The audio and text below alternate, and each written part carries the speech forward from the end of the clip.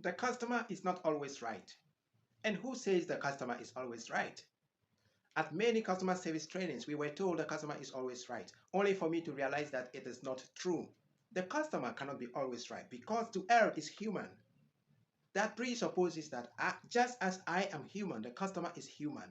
If we are human, if you are human, if I am human, and if the customer is human, it presupposes that we are all prone to error.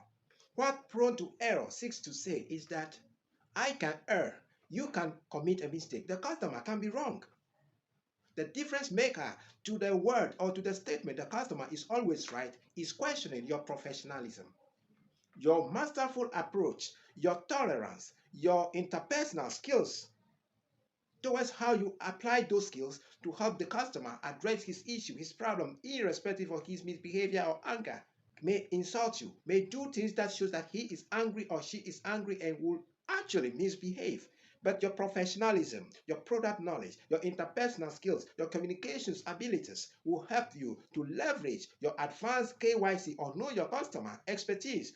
You cannot say that the customer insults you, so you insult him back. You cannot say that the customer is not always right, so you can also do as you like with him. The customer is supposedly the king or the queen, therefore, he may not be always right, he may not be always correct, but your professionalism must be engaged to deal with him or her.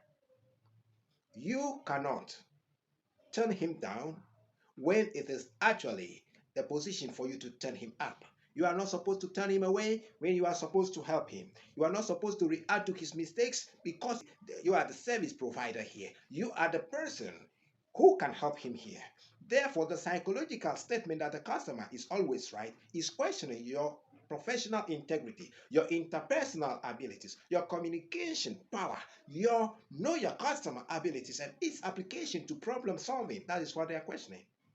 So whether the customer is angry, whether the customer enters the office by insulting you, whether the customer is frowning his face or her face, whether the customer came in with a very bad note, by your professional assets, by your wisdom, by your communication skill, by your strength of product knowledge and whatsoever, the customer must leave your desk or your office smiling, going happily out to sell your brand and your organization to his friends so that they all come and bring businesses back to you and your business and profit grows.